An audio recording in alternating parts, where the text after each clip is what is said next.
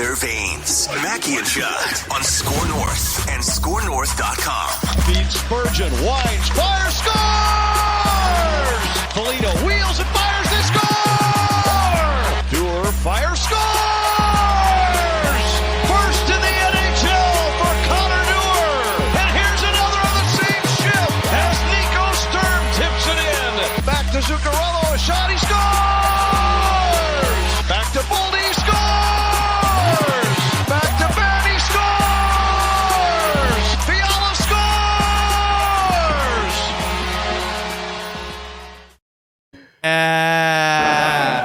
Get the flag.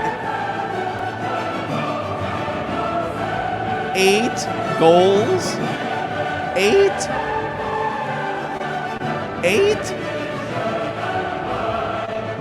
I can't stop waiting An until it's done. old school beatdown of a team that went to the Stanley Cup Finals fights. last year, right? I mean, And it's not really fights. the same team. But. It was a feisty game filled with animosity and 8 goals. It was like Flyers North Stars at the Met. I love when a team gets its ass kicked thoroughly and then like they can't respond by like keeping the game close, and so they respond by getting mad. We're gonna get We mad. had a bit of a dirty hit though by our guy Spurgey, so that was probably something that ticked off Montreal. Whatever. Oh, no. The flag. The flag. A lot of flag Yes. waving. Mackie and Judd, the Hockey Whisperer. You guys sent a bat signal flare out to the Hockey Whisperer last night. You guys did a live Judd's Hockey Show, which people can find too on Score North YouTube channel, Mackie and Judd podcast. We'll get to who gets it, who doesn't on the show today, but you asked for some Hockey Whisperer observations, and he will deliver 5 of them for you. That's right. Cue the Hockey Whisperer's music. Yeah. I love this NHL TNT bit. This is great. It is good, TNT and NHL, bravo. They've done a Bravo. great job. Good job. ESPN, not so much. Yeah, they're kind of crushing ESPN, right? Massage. But Yeah, the thing is, like, I feel like Killing 'em. TNT and Turner they know how to make sports fun, and Yes. yeah, I don't know, like ESPN's all about the studio and we're gonna wear ties and break the game down. It's like, no, or just have fun. No, TNT has fun. TNT makes everything it does feel big, Yeah. which is brilliant. Now, in fairness, like they're only doing like Correct. a very limited amount of games, and they can pour all their energy into it. And ESPN's like, okay, we have 73 college basketball games to produce this week. That's exactly what I agree with that completely. I think that's the issue. Yeah. So, for those of you new to the show, the Hockey Whisperer rose to prominence several years ago by correctly predicting a double overtime Nino Niederreiter series-ending goal in Game 7 against the Colorado Avalanche. Whisperer was younger back then. It was unbelievable. And it's been all downhill from there for the Whisperer. But he has 5 observations and thoughts, if you will, and he would like to run them by you guys, Judd's Hockey Show, and see what you think. All right. Let's start with the first one. The Hockey Whisperer isn't as impressed as you guys are because the Hockey Whisperer expects this collection to dominate weak opponents like Montreal, which is a shell of itself compared to last year. And so that was a fun win last night, but that's exactly what you should do to a weak opponent at home like Montreal. So I don't know. He had fun watching the game, but he wasn't like maybe as impressed as you guys are.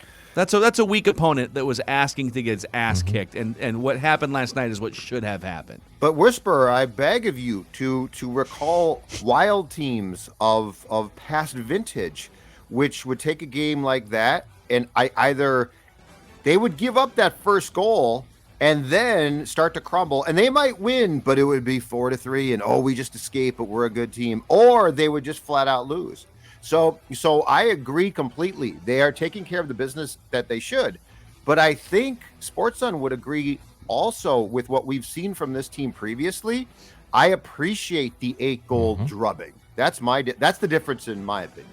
Yeah, you should just absolutely beat up on those teams. The Blackhawks are a bad team. Montreal's an exceptionally bad team. You should absolutely kick their butts. And hey, Montreal scored on the first shot of the game and make it 1-0 90 seconds into the affair yesterday.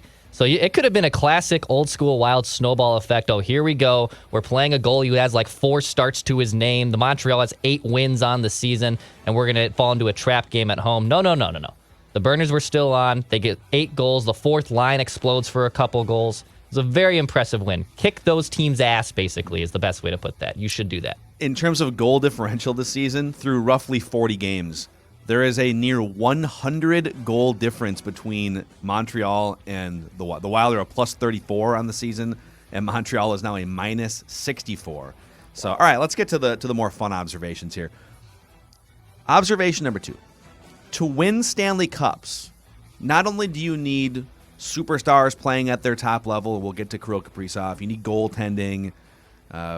Those are great things. You need those things. But you, maybe even more than the other things, you need role players to have career seasons. Ryan Hartman. I would even say Matt Zuccarello, who's in role player mode with the Wild the last few years.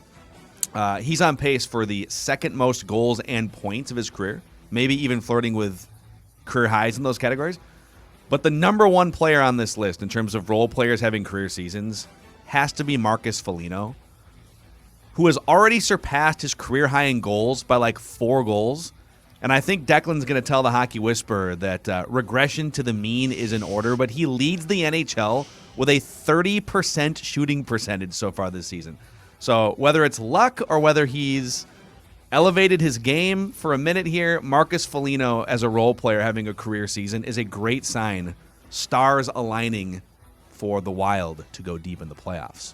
It honestly makes no lick of sense statistically what he's been able to do over his last 77 regular season games. So going back even to last year, Marcus Foligno came into last night with 95 shots on goal. He has 28 goals on the season. So he is converting 29.4% of his shots into goals almost over a course of an 82-game season sample size, which is absurd. It's absolutely absurd.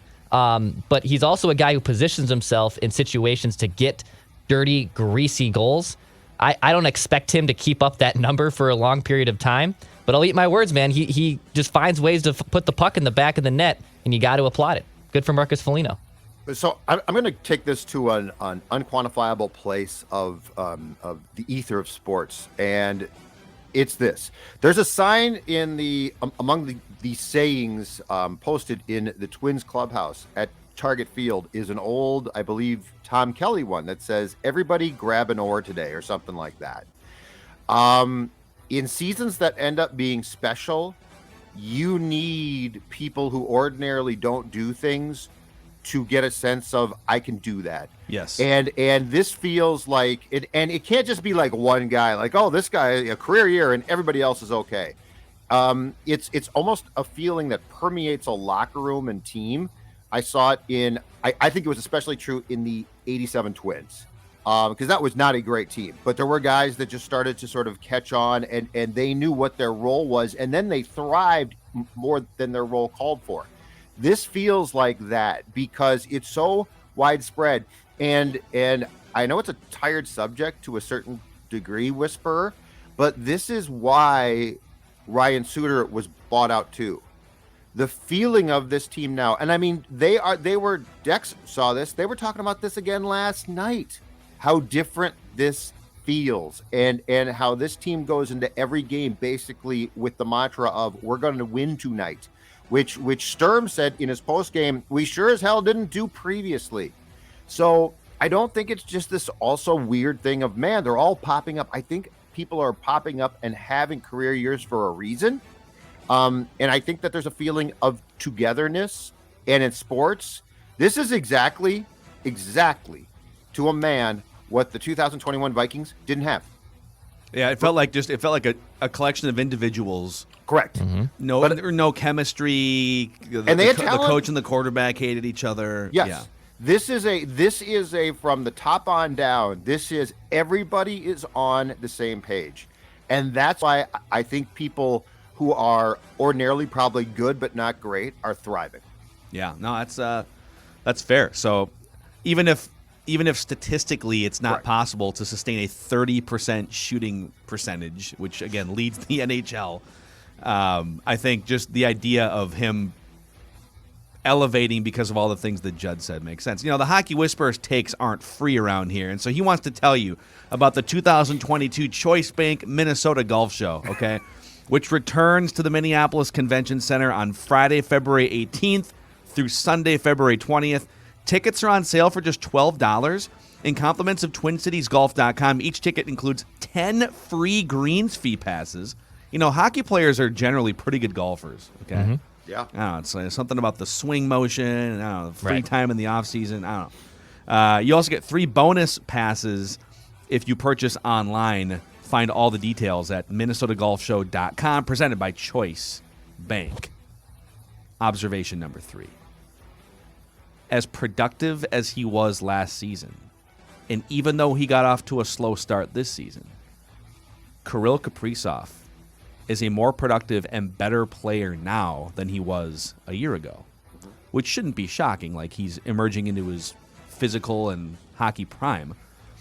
But the way that he has bounced back from a really slow first 8 to 10 games has been incredible. And it's not just because he's not even leading the team in goals, but it's the way that he facilitates, opens things up for teammates, the attention that opposing teams have to pay to him, freeing up other players.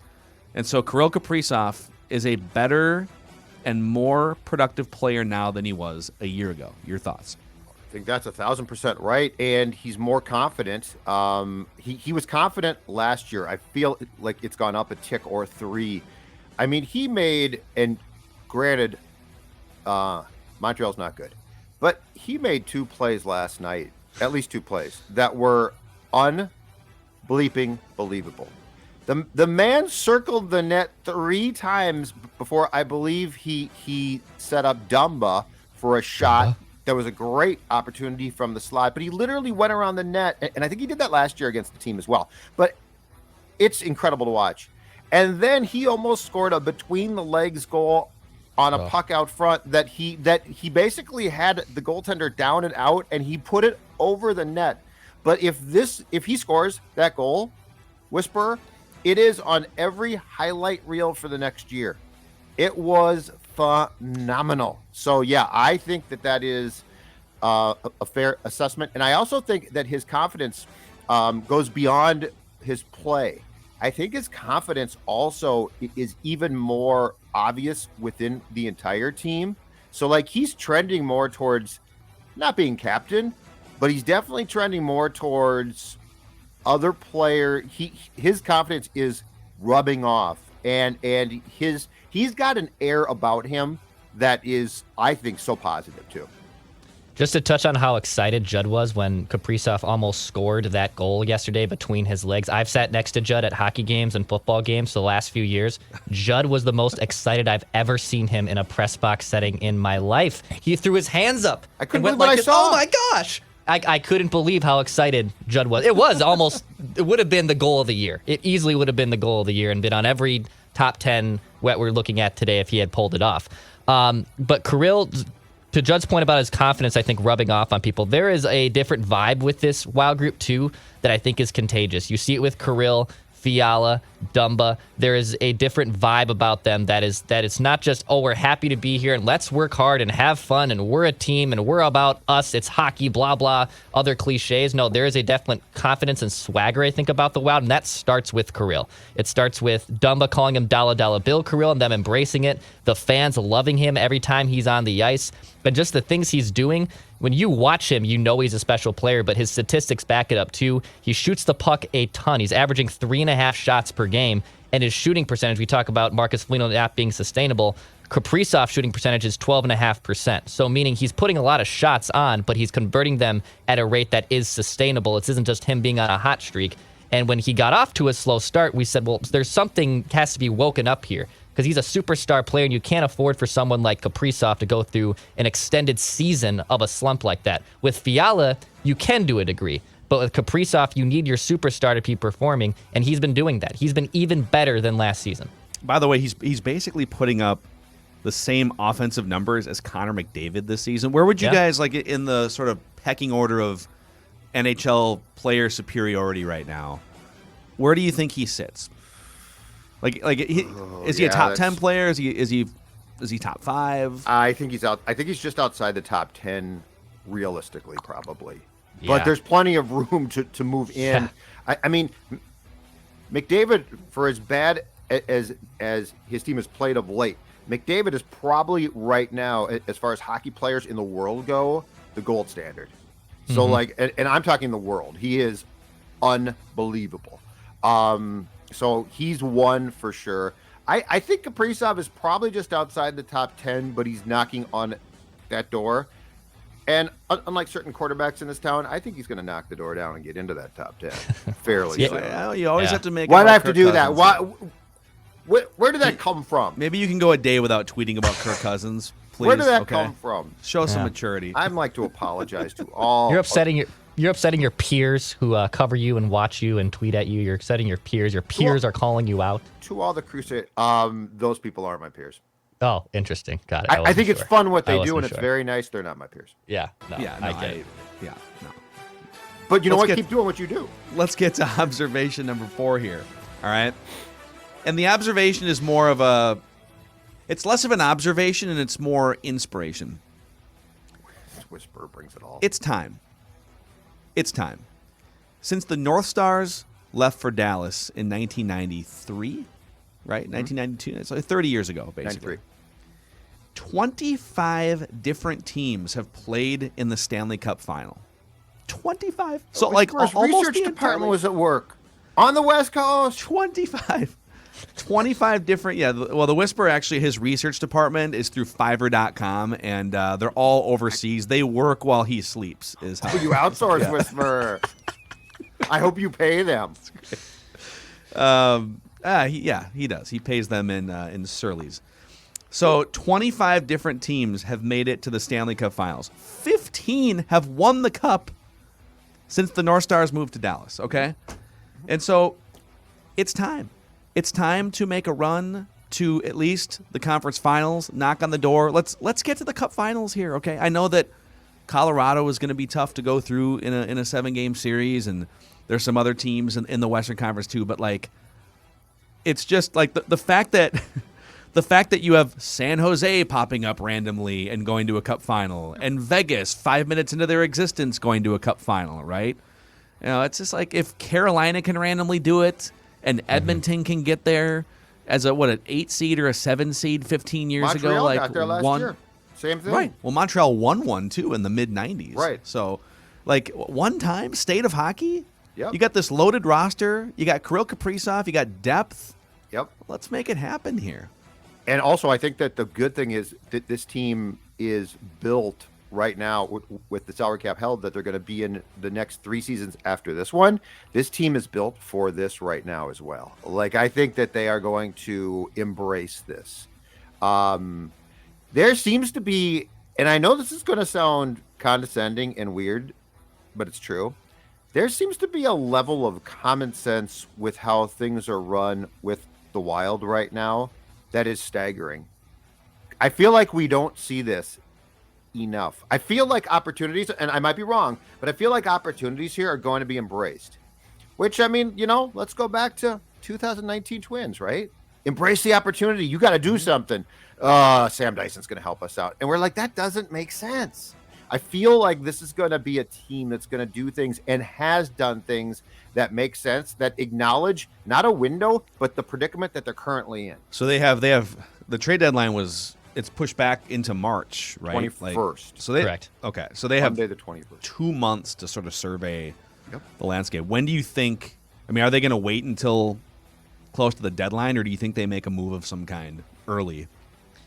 Two different ways to look at this. If they're going to make an impactful forward trade, I think they'll wait. They'll kind of wait closer to that deadline. Frank Cervelli yesterday tweeted out that JT Miller is still on the Wild's radar, who is an alternate captain with Vancouver and a very good player that could help the Wild. The other conundrum in the short term they have to figure out is their goalie situation. So Kaapo Kähkönen has been great. He's been playing admirably. He's actually, I think, taken a step forward in his development. Cam Talbot plays yesterday for the first time in nearly a month and gets pulled after 2 periods because 2 reasons. The Wild were up so big, and also Dean said at postgame he did re-aggravate something. He could have played the 3rd period, but they decided not to. if there's something serious, and I think there is something lingering here with Cam Talbot, injury-wise, not even just his play, injury-wise, they literally have to go get a goaltender. So I wouldn't be surprised at all if Talbot's injury forces their hand to make a move in the short term, because you really can't run Kaapo Kähkönen out there for every single start like they did with Devin Dubnyk 5-6 years ago when they first acquired him. And with the NHL not reporting to the Olympics, you're basically playing almost every other day in February and for the rest of the season. So just from a math perspective and not getting burnt out, you cannot play Kaapo Kähkönen that much. And you can't throw in Adam Hartman, who is the Hamburglar, who has been playing well in Iowa, but hasn't played meaningful goaltender minutes in the NHL in like 6 years. So you have to go get, I think, a goalie in the short term. But to get an impactful center in the long term, I think they'll probably wait and see and play that out. Mm-hmm. I agree with that. All right, and then observation number 5 here. There's really nothing to disprove. It's more of a fact than a subjective observation here. Mm-hmm. It's almost impossible to beat the Wild inside the XL Energy Center this season. They are 14-3-1, the second best record in the NHL. Mm-hmm. And if they can somehow secure a round or two of home ice advantage, maybe get a Game 7 inside your own arena, I think the fact that they're that good at home and they have a chance based on where they are in the standings to play a couple, maybe the first 2 rounds and get home ice advantage, that might matter. It might matter. The like a Game 7 home versus away, that could matter. So I guess he'll turn around. Their team is better this year, but is it just that some of these fan bases aren't showing up during the pandemic, and it's just a little louder in that arena? They're third in attendance, per game, by the way. You are the greatest hockey fans on the face of the earth. You're third in so attendance. Great that we retired the jersey before the first game 20 years ago. Oh my God! And Whisper, I don't mean to correct you, but one of those defeats, the Winter Classic at Target Field. They've only lost 2 games. Yeah, that's kind of the ultimate home advantage, right? Like you get to play in Minnesota outside. It's Target Field, cursed for big games. That's a good point. Any big game played there, the Minnesota team screwed. Andy Pettit was on the third line for the there was some slappy Astros relief pitcher shutting them down. Who needs Andy Pettit? Yeah, exactly. I think it's basically, more than the crowd, which I'm sure helps. I think it comes down to what Sturm said last night, which is this team, more often than not, comes to every game prepared to play. And there's a lot of teams that don't. And there was, I think, an extended period of time where the Wild was guilty of not coming to play. And I think your starting mindset has to be, you know what, Montreal might be crappy, but they're our opponent. Not, if we play the Avs. I mean, the cliche, and it's 1,000% true, and it permeates sports, is this. Certain teams who can be pretty good teams play up or down to their opponent, right? So, like, if they're playing a good team, oh my God, they're exchanging punches with them. This is a great game. But if they play a bad team, it's like, what happened here? And it's a mindset that a team has of, Montreal stinks. We're gonna win by 6, and you lose by 2. So I honestly think the biggest thing and the difference between a couple of years back when I think that at home the Wild was average to bad. The difference is this. I think it's the mindset going into games, and there is no opponent I see on a consistent basis that they dismiss.